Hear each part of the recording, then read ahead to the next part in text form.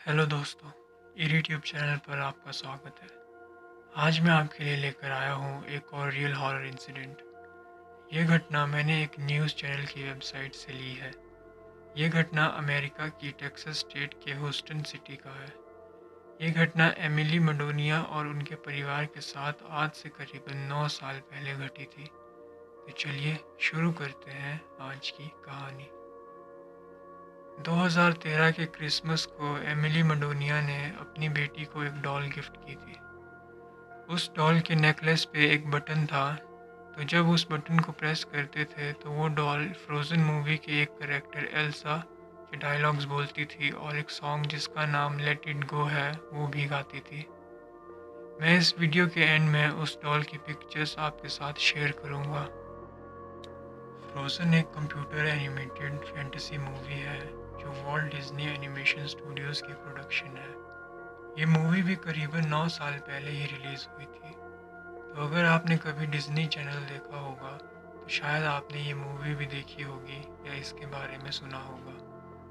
वो डॉल 2 साल तक तो इस मूवी के डायलॉग्स और गाने इंग्लिश में ही बोलती और गाती थी, पर 2 साल के बाद वो डॉल वही डायलॉग्स और गाने स्पेनिश में बोलने और गाने लग गई।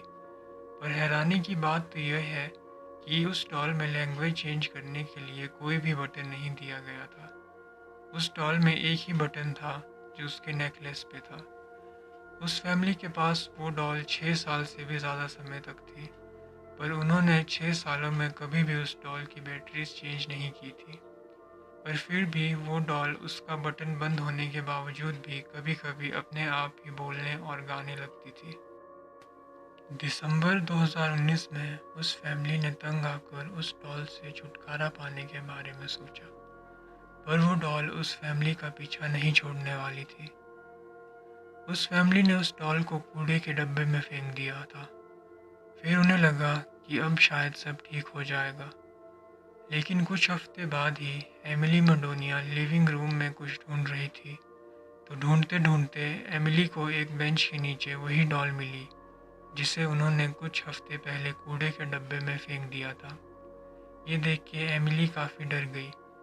एमिली ने इस बारे में अपने बच्चों से पूछा, तो बच्चों ने कहा कि उन्हें इस बारे में कुछ नहीं पता कि वो डॉल यहाँ कैसे आ गई। एमिली को भी बच्चों की बात पर यकीन था, क्योंकि एमिली ने डॉल फेंकने से पहले बच्चों से पूछा था और बच्चों ने भी बाहर कूड़े के डब्बे से डॉल ढूंढ के तो लाई नहीं होगी। और उस डॉल को देखकर लग भी नहीं रहा था कि कोई इसे कूड़े के डब्बे से निकाल कर लाया है, क्योंकि वो डॉल बिल्कुल पहले जैसी ही साफ थी। फिर उस फैमिली ने फिर से उस डॉल से छुटकारा पाने के बारे में सोचा, और इस बार एमिली के पति ने उस डॉल को अच्छी तरह से 2 लिफाफों में लपेटकर कूड़े के डब्बे में बिल्कुल नीचे रख दिया और उसके ऊपर बाकी का कूड़ा रख दिया। और इस बार उस फैमिली ने वो डॉल उसी दिन फेंकी जिस दिन गाड़ी कूड़ा लेकर जाने वाली थी। इस बार उस फैमिली ने सोचा कि अब सब ठीक हो जाएगा, क्योंकि उस दिन तो गाड़ी उनके सामने ही कूड़ा लेकर गई थी।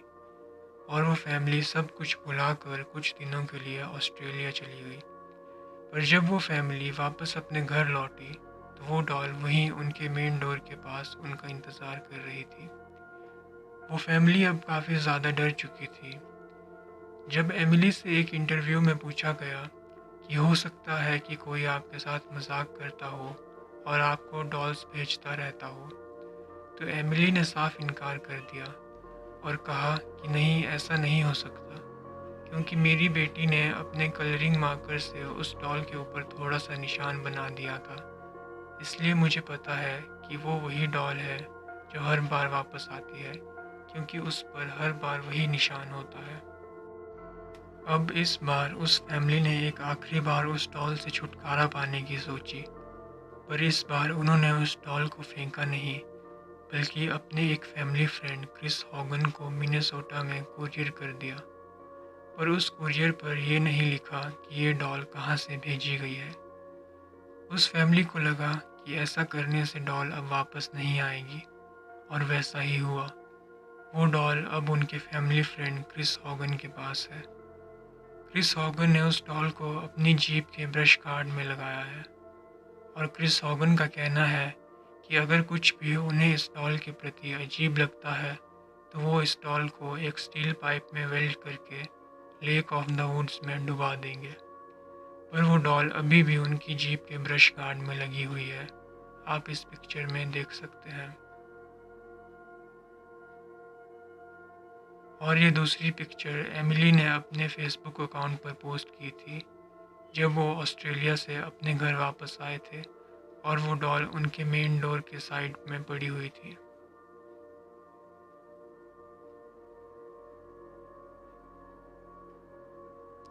तो दोस्तों, आज की स्टोरी यहीं पर ख़त्म होती है। धन्यवाद।